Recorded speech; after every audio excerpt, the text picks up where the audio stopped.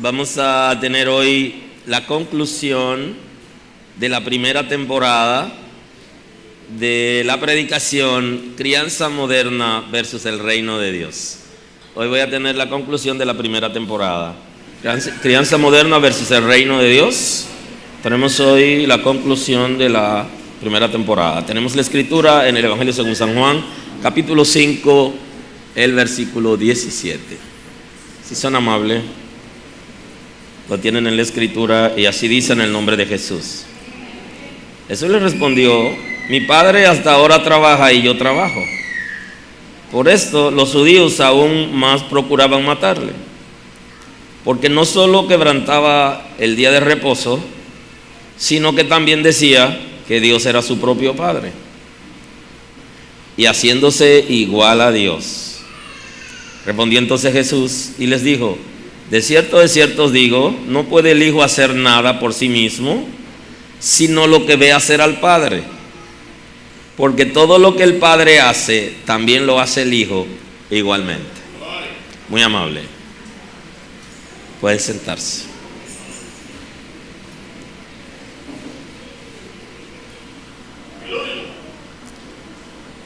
En esta conclusión de la primera temporada, quiero que nos enfoquemos en algunos aspectos que ocurren en la vida de los padres y la relación con los hijos. El mismo Jesús nos está enseñando un principio. Le está enseñando al pueblo de Israel la relación que existe entre el Padre y el Hijo, y cómo Él, siendo Hijo, hacía exactamente lo que vio hacer al Padre. Y quisiera iniciar hoy con una pregunta que me hizo un niño. Tiene alrededor de 4 años. Él se acerca, me encuentra en un lugar y me pregunta: pastor, ¿usted castiga? Y yo le digo: no. Y me dijo: a mí me enseñaron que Dios castiga. Y yo le dije: no, yo lo que estoy es para dar amor. Tu mamá está para castigarte, y Dios también está para darte amor. ¿Cómo el niño ya a esa edad está asumiendo que si él hace algo malo, si yo soy el pastor, también lo voy a castigar? Y le están enseñando en su casa que Dios castiga. Y entonces él va y me pregunta: no, yo no estoy para castigar a tus hijos, esa es tu responsabilidad, disciplinarlo. Yo estoy para darle amor. Y si le seguimos enseñando que Dios lo va a castigar, al final no van a amar a Dios. Porque decirle que Dios lo va a castigar, en esencia, bíblicamente hablando, lo que genera castigo en la vida de la gente son sus propios actos. No es que a Dios le gusta castigar, por el contrario, Dios lo que quiere dar, amor. Ahora, la consecuencia de nuestros actos pecaminosos generan en nosotros consecuencias. Ahora, partiendo del texto de analizar en el principio, recuerdo a alguien que trabajaba con muchachos y muchachas que están en las calles. Y en principio le hacía una pregunta. Y la mayoría de las respuestas que recibió estaban ligadas a 2 cosas. Una de ellas era: papá lo hace, mamá lo hace, mamá me enseñó, papá me enseñó o papá me abandonó. Ahí estaba la respuesta. O sea, la conducta aprendida estaba en la mayoría de las respuestas. Mamá lo hace. ¿Por qué fumas? Mi papá me mandaba a aprender el cigarrillo y aprendí a fumar. Esa es la respuesta que dieron. ¿Por qué consumes droga?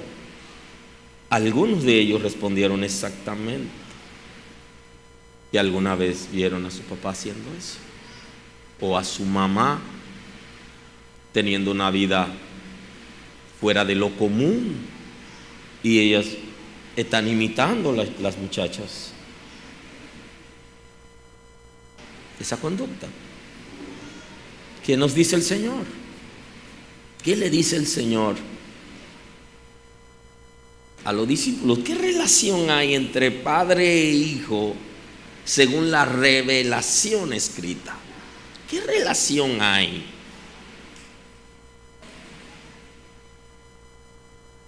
Obsérvelo en el texto. Entonces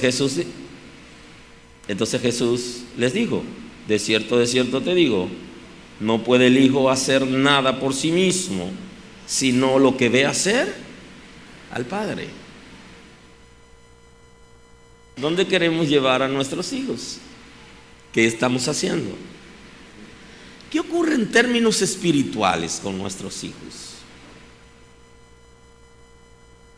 Si nuestra cobertura no es efectiva, ellos van a ser atacados por la misma situación que nosotros estamos viviendo. Pero está también la conducta aprendida, que lo que nosotros estamos haciendo, ellos lo van a hacer. Le decía antes, en esta predicación, que es una escuela para esposo y una escuela para esposa. Su hijo le va a responder a su esposa de la misma manera que usted le responde, porque él va a hacer exactamente lo que ve que usted hace, porque eso es lo que usted le está enseñando. Su hija se va a buscar un esposo gritón como usted, refunfuñón, peleón, y que la maltrate verbal y físicamente, porque ese es el modelo que aprendió en su casa. Y aunque ella lo rechaza, termina en los brazos de un abusador, porque eso le hemos enseñado. No es lo que ella quiere, no es lo que ella ve como bueno, pero termina viviendo esas circunstancias, porque el hijo va a hacer lo que ve hacer al padre. Si quiere que las cosas sean diferentes, tiene que cambiar el método. Si sigue operando con el mismo método que operaron tus padres, recibirá los mismos resultados. Tienes que cambiar el método. Ya conocen la expresión del padre con relación al hijo, que le dice, él va por un sitio minado, y entonces le dice, mira por dónde pisa, y el hijo le dijo, padre, tranquilo, tranquilo. Y lo mira el padre y le abre los brazos, y él le dice, yo estoy pisando exactamente en las huellas que está dejando. Tú puedes ir tan tranquilo, preocúpate tú por dónde está pisando, porque yo pisaré exactamente en las huellas que deja. Eso es lo que establece. Las circunstancias van a cambiar en la misma medida que los hijos alcanzan madurez. Pero me he dado cuenta que aún en la madurez, muchos hijos viven las experiencias de sus padres. Y usted lo puede observar. Y un ejemplo palpable es que los muchachos que no se criaron con su papá y que el papá tuvo hijos con varias mujeres, ellos comienzan teniendo hijos también desde la juventud, hijos que no crían igual que ellos, A ellos no lo criaron. Y ellos tienen hijos que tampoco lo pueden criar. Y usted se pregunta, ¿qué pasó ahí? Aquí está descrito, Jesús lo está diciendo. Y lo dice como Él: yo hago lo que veo hacer al Padre. El Padre trabaja y yo trabajo. Padre vago no dan hijos que no sean vagos, excepto algunos que llegan a la madurez y son capaces de ser diferentes. Padres que tienen luz en negocios dan hijos con luz en negocios, con habilidades de negocio. Los padres recostados terminan teniendo hijos que eso es lo que aprenden. Los padres que andan en vicio, exactamente, los hijos lo aprenden. Ese es el principio. Que lo que tú quieres que tu hijo sea, eso es lo que le va a enseñar. Podemos aplicar la ley de la excepción, que sí se aplica para todas las leyes, pero la excepción no es la regla. Por eso se llama excepción. La regla es que terminen haciendo lo que ven haciendo a papá y lo que ven haciendo a mamá. No puede el hijo hacer nada por sí mismo. Lo puede analizar en términos espiritual y lo puede analizar en términos físicos. Había una relación estrecha, o hay una relación estrecha entre la Trinidad de Dios. Una voluntad, una sustancia. Lo puede ver de esa manera. Ahora lo puede ver de manera física con tus hijos, que exactamente es el modelo. Son reglas establecidas de manera universal que se cumplen en las familias. No puede el hijo hacer nada por sí mismo, sino lo que ve hacer al padre. Ahí está la respuesta. ¿Dónde lo aprendió? Lo aprendí en casa. ¿Dónde aprendiste a dar amor? En casa. ¿Dónde aprendiste que eso no se puede hacer? En casa. ¿Dónde aprendiste a gritar? En casa. ¿Dónde aprendiste a hablar mal de las otras personas? En casa. Porque todo lo que el padre hace, también lo hace el hijo igualmente. Y yo creo que estamos a tiempo. Creo que sí. Que estamos a tiempo para restaurar los vínculos con los hijos y explicarle que nos equivocamos en la manera de actuar y de hacer algunas cosas, y que queremos entrar en otra dinámica. Y una de las cosas que dice el escritor de los Hebreos en el 5:8 es que plantea, refiriéndose a Jesús, que aunque era hijo, y aquí ponemos aunque es hijo, por lo que padeció, aprendió la obediencia. Hay una característica que van a ser parte de una relación de padre e hijo, o de padres, refiriéndose a mamá y a papá, y los hijos, y es la obediencia.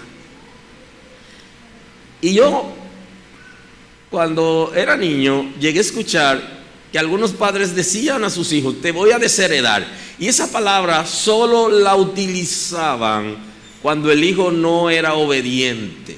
Le decían: tú no eres mi hijo y lo voy a establecer por testamento. Eso es lo que significa desheredar. Tú no eres mi hijo y lo voy a establecer por testamento. Y ese comentario lo llegué a escuchar varias veces. Y era porque los hijos no obedecían a los padres. Lo que hace que sea hijo es la obediencia. Hay hijos que niegan a los padres y hay padres que niegan a los hijos. Niegan a los hijos cuando no le dan el apellido o cuando lo desheredan. Es un término popular. No aparece en nuestra jurisprudencia, pero es un término popular, entiéndanlo. O sea, la gente lo usa. Pero hay hijos que también niegan a sus padres. Lo niegan por vergüenza. Lo niegan en responsabilidades. Porque cuando sus padres lo necesitan, ellos no aparecen. Ni son obedientes a Dios, ni son obedientes a sus padres. Y lo más interesante de eso es que hay gente en las iglesias, y son hasta líderes, y no escucharán la trompeta, porque ellos no tienen nada que ver con sus padres, absolutamente nada. Y ahí cabe la palabra: sálvese quien pueda. No tienen que ver nada, si comieron, si no comieron, si viven, si no viven,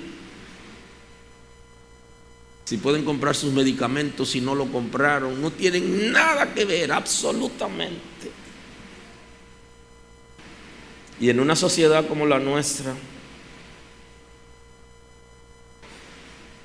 en la que no hay ninguna protección para los ancianos y los desposeídos,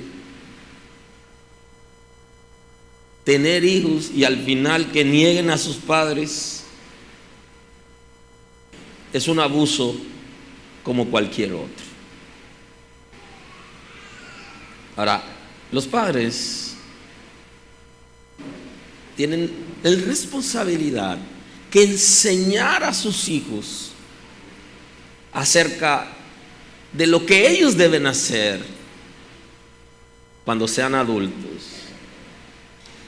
Y deben comenzar haciéndolo ellos con sus padres, porque el mismo trato que nosotros le demos a nuestros padres nos dará a nuestros hijos, con algunas excepciones. En el libro de los Proverbios, en el capítulo 22, el verso 3, la escritura dice: el avisado ve el mal y se esconde, mas los simples pasan y reciben el daño. Riqueza, honra y vida son la remuneración de la humildad y del temor de Jehová. Espinos y lazos hay en el camino del perverso. El que guarda su alma se alejará de ellos. Y entonces le dice: instruye al niño en su camino, y aun cuando fuere viejo no se apartará de él. O sea que según el texto tenemos la responsabilidad de crearle un camino al hijo o la hija que no existe, que ellos no conocen. Ellos van a transitar exactamente el camino que nosotros le tracemos. Y en ese camino, ¿qué le vamos a enseñar? Le vamos a enseñar a ser avisado. ¿Qué significa ser avisado? Es cuando a alguien se le enseña en prevención acerca de lo que le puede pasar en el futuro, y le enseñan cómo cuidarse de esas cosas. Y entonces su hijo va a ser avisado. Cuando él vea el mal, lo va a identificar y se va a apartar. Por eso dice: el avisado ve el mal y se esconde. Los que están aquí en la iglesia, que están escuchando la palabra, estamos enseñando prevención, porque la iglesia se ha dedicado más a perseguir el pecado que a prevenir el pecado.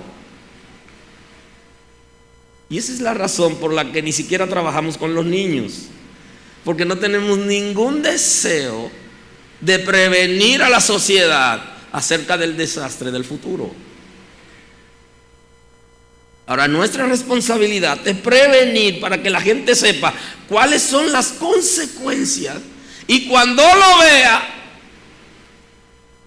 se aparta. Y esa es una responsabilidad que tienen que tener los padres con relación a los hijos. Mas los simples pasan y reciben el daño. ¿Quiénes son los simples? Aquellos que no han sido educados, aquellos que no tienen una formación, aquellos que no conocen el mal, aquellos que no saben prevenir las situaciones difíciles. ¿Cómo vamos a trabajar en la prevención del mal con nuestros hijos? Nuestros hijos tienen la necesidad de ser supervisados por los padres. Y los padres tienen la responsabilidad de orar por sus hijos. Y orar, no lo vea como se está utilizando ahora, como hagamos una oracioncita aquí. Venga, ore por mí, porque yo sé que si usted ora por mí algo va a pasar. Ese no es el concepto bíblico. El concepto bíblico es hablar con Dios. Y la gente ya lo está usando la oración como un amuleto. No, es orar por nuestros hijos de manera definida, por situaciones que nosotros podemos ver, observar, que podemos nosotros percibir, o realidades que están viviendo otros hijos. Mejor dicho, los hijos de otras personas, otros niños, otros muchachos. Y una de las cosas que tenemos que estar pendiente en la supervisión de nuestros hijos es la escuela y o colegio, y para poder orar por cosas que pasan ahí. ¿Sabe usted qué pasa en la escuela con sus hijos? ¿Sabe que sus hijos son vulnerables frente a algunos compañeros de clase y profesores que pueden influenciarlo? Y algunos amigos. Para eso estamos, para orar por ellos, por cosas específicas, y para prevenir situaciones que se están dando de manera universal en nuestra sociedad.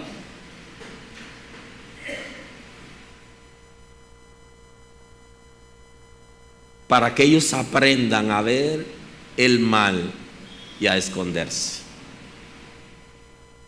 ¿Sabe que en algunas escuelas ya los niños de 11 años y de 12 años pertenecen a grupos, a bandas, y algunos ya han consumido sustancia prohibida, droga, o son mulas para cargar sustancias prohibidas, y que están juntos sentados en la escuela con sus hijos? Y que en el chat que ellos tienen un lenguaje tan acabado que parecen delincuentes que tienen escuela en cárceles. ¿Tus hijos están ahí con ellos? ¿Sabía eso? De eso, de lo que le estoy diciendo ahora,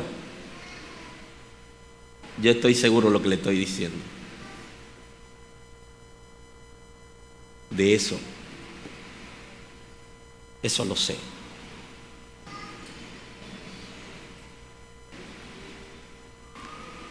¿Qué pasa en la escuela? ¿Saben ustedes que lo que pasa en la escuela está influenciando a nuestros hijos para su comportamiento en términos general? La relación con sus hermanos, la relación con sus padres, la situación en la iglesia, que tienen una relación directa con personas que lo están influenciando de manera espiritual y de manera social. Y entonces nuestra responsabilidad es avisarles, prevenir a nuestros hijos de que hay posibilidad que en el curso de ellos haya un satanista niño como ellos, que haya un homosexual o una homosexual, que haya un muchacho que pertenece a una banda o alguno que consuma sustancia, o algunos de ellos que sea mula. Porque los adultos, por la flexibilidad de las leyes, utilizan a los niños y los adolescentes, utilizan a los menores para hacer trabajos difíciles.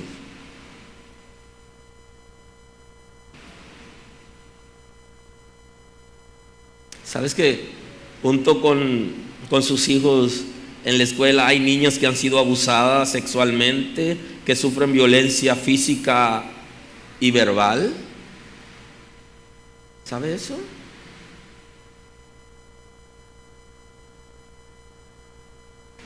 ¿Sabes que hay niños que han sido tocados por otros niños del mismo sexo? Y que lo van a tocar en recreo.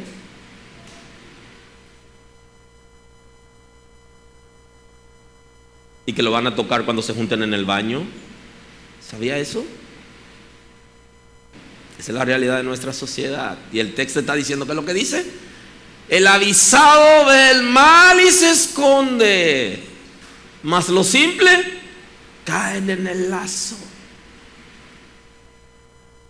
¿Y lo que nos está diciendo?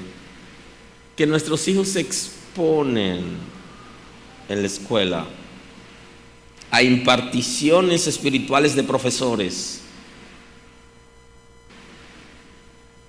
a toques de su compañero y a influencias de sus propios compañeros, y que alteran la relación con los padres, la relación con Dios y las buenas costumbres.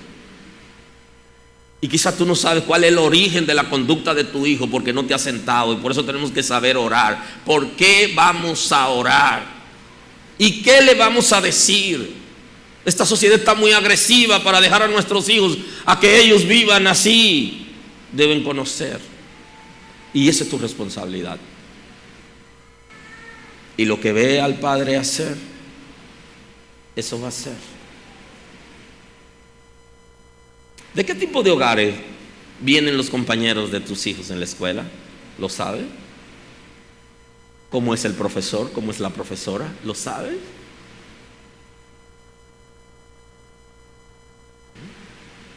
¿Ya sabe el origen de esa conducta? ¿Qué está pasando? Por eso tiene que saber orar en la dirección correcta, y por eso tiene que aconsejar en la dirección correcta. Tiene que prevenir.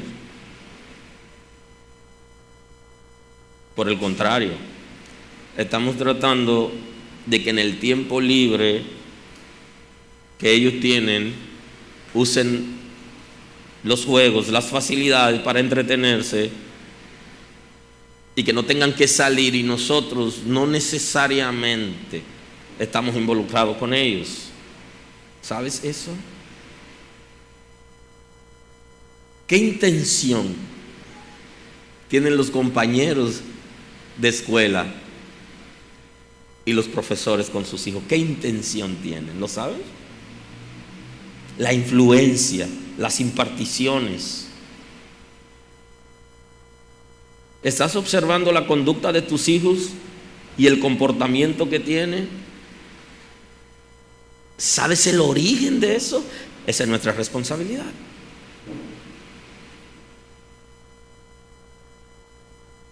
Y de eso que nos está diciendo la Escritura, que él no tiene camino cuando nació.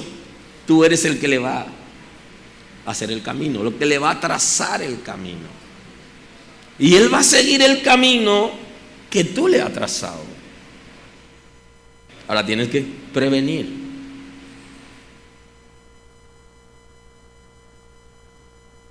Riquezas y honra, riqueza, honra y vida son las remuneraciones de la humildad y del temor de Jehová. ¿Qué le vamos a enseñar? A ser humildes y a ser obedientes a Dios bajo cualquier circunstancia. Yo quiero que analicemos a Abraham Isaac, Jacob, el pueblo de Israel. ¿Qué le enseñó Abraham a Isaac? ¿Qué le enseñó Isaac a Jacob? ¿Y qué le enseñó Jacob a sus hijos?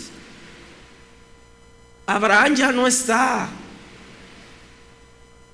pero Israel sigue levantando la bandera del reino de Dios y anunciando en el mundo que hay un solo Dios y que están dispuestos, si es necesario, a morir, pero no negar a Dios. ¿Quién eran los padres de Sadrach, Mesach y Abednego? Misael, Ananías y Azarías, que son los nombres bíblicos. ¿Quiénes eran?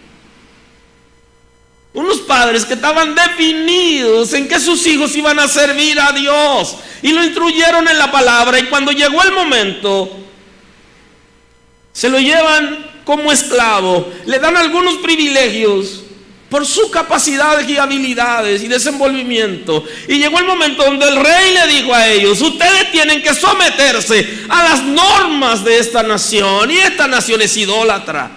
Y aquí se adora a ese Dios que está ahí arriba y que todos están viendo. Y ahora se va a tocar todo instrumento de música y ustedes tendrán que postrarse ante ese Dios. Y no hay Dios que pueda librarlo de mis manos, le dice. Y cuando el rey terminó, le dicen ellos: rey, nosotros no somos como los que adoran otros dioses. Nosotros tenemos un Dios a quien adorar, y Él tiene más poder que tú. O sea, Él puede librarlo de tus manos, rey. Ahora, si no nos libra, como quiera, rey, no doblaremos nuestra rodilla ante ese Dios que tú has levantado.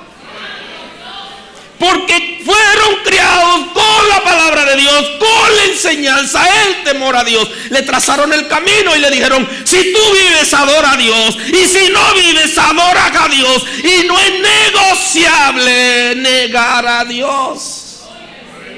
¿Y ellos qué hicieron? Exactamente. Y eso es lo que está enseñando. Tienes que enseñar a tus hijos a que sean humildes, a que sean temerosos de Dios. Ahora ellos van a hacer exactamente lo que tú haces. ¿Tienes temor de Dios? ¿Eres humilde? Entonces lo serán. Fueron capaces de decirle al rey: no, rey, no cederemos. El rey se molesta. Dice la escritura en el capítulo 3 del libro del profeta Daniel que fueron echados en el foso de los leones. Y Dios lo libró del foso. Pero si no lo hubiera librado, igualmente ellos estaban dispuestos a morir por lo que habían creído y por lo que le habían enseñado en su casa. ¿Alguien se atreve? Aleluya. Y le dice: espino y lazo hay en el camino perverso. El camino del perverso, lo que hay es trampas. Eso es lo que le enseña.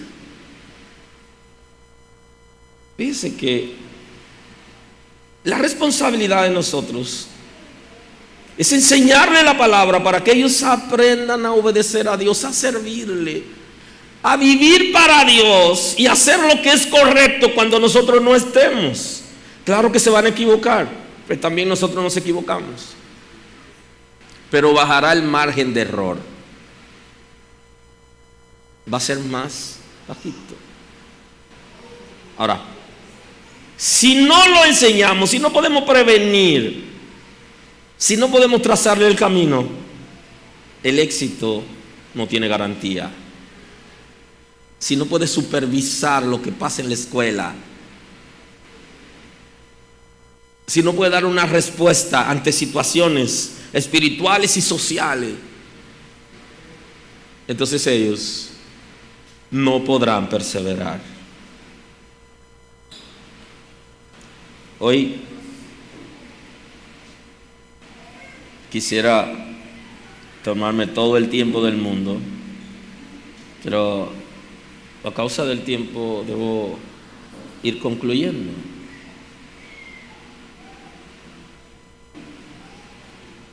el que guarda su alma se alejará de ellos. Enseñar a nuestros hijos a que aprendan a guardar su alma y que se alejen y que puedan prevenir situaciones con responsabilidad. Quisiera hoy hacer una conclusión forzosa a la primera temporada de esta predicación con lo que hablaría en una segunda temporada, y quiero concluir así con lo que en el futuro veríamos en una predicación con este tema. Y me llama la atención considerablemente que algunos creyentes en Jesús vivan con el modelo del antiguo pacto y vivimos por el nuevo pacto y servimos a Dios y somos salvos en el nuevo pacto. Pero me llama la atención considerablemente que el modelo de la crianza de los hijos, de su conducta y la relación de pareja esté basada mayormente en el antiguo pacto y no en el nuevo. ¿Sabes qué? Algunos creyentes no la jugamos lo que me conviene y lo que no me conviene. Ahora, si vivimos en el nuevo pacto, deberíamos tener una crianza a partir del nuevo pacto. Y deberíamos tener una relación de pareja a partir del nuevo pacto. Hay tres conceptos que se analizan en el antiguo y en el nuevo pacto.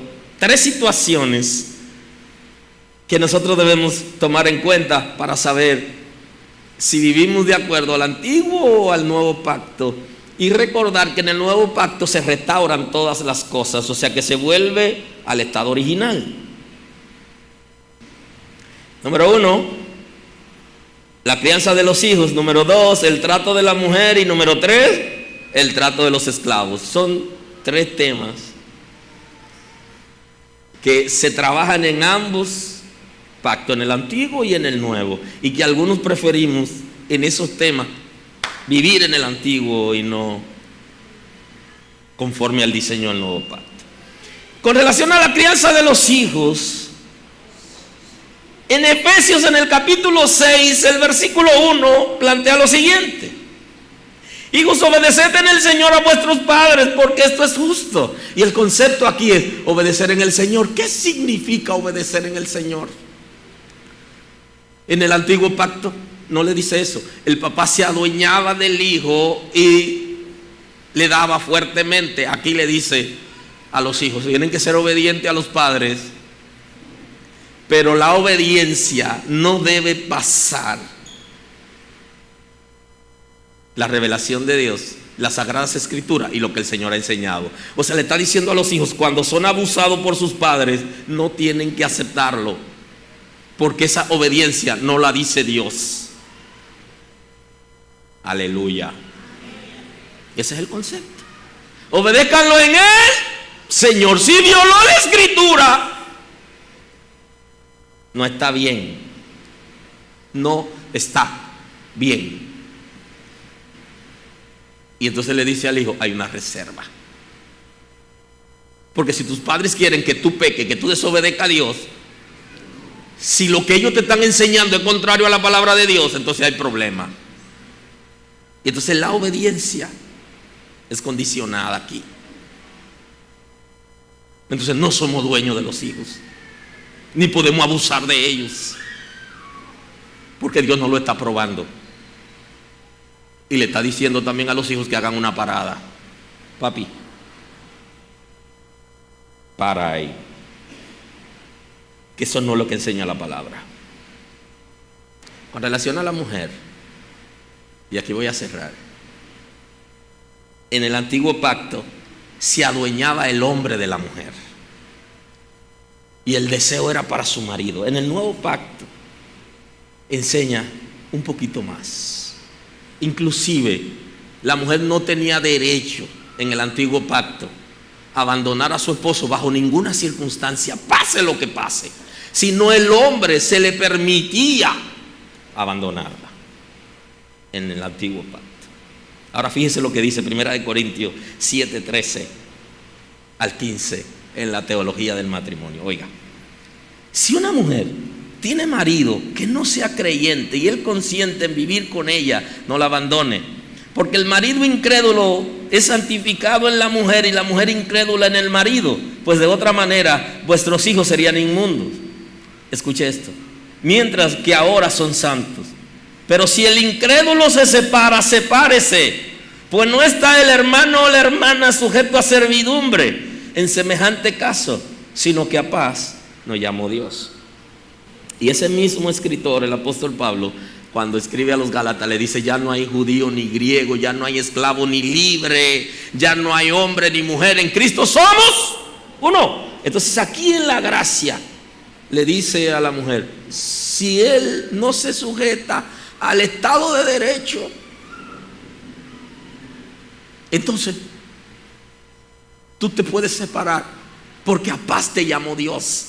O sea, le está diciendo en la gracia, en el nuevo pacto, le está diciendo a la mujer que hay unos derechos adquiridos en la cruz por Cristo, en la que ella ya no es esclava en una relación de parejas, sino que ella debe recibir el respeto apropiado. Y cuando habla de esposo incrédulo, está hablando, un incrédulo es una persona que no tiene temor de Dios, que no se sujeta a Dios y que maltrata a su esposa. Y eso es lo que ocurre en la crianza de los hijos, que el mismo modelo que nosotros estamos implementando del pacto anterior se traduce para que nuestros hijos también sigan criando y vivan en el pacto anterior. Y en la gracia, en el nuevo pacto, todas las cosas son restauradas en el estado original. O sea que Dios creó al ser humano con ciertos privilegios. Y aquí concluyo. Y usted se pregunta hoy: ¿por qué se abolió la esclavitud? Usted se lo puede preguntar. ¿Por qué se abolió la esclavitud? Y si se abolió la esclavitud en la gracia, ¿cómo es que hay gente que todavía piensa en esclavizar a su esposa y sus hijos y a sus empleados? No. La gracia tiene un amplio espectro, tiene un ángulo mucho más amplio de la vida en la tierra, de la relación con Dios y la relación de familia. La gracia fluye en esta casa y el Señor complete su obra entre nosotros. No se preocupe, que eso lo veremos en el futuro, no es ahora. Señor, te doy gracias en el día de hoy. Gracias por darme la oportunidad de compartir tu palabra.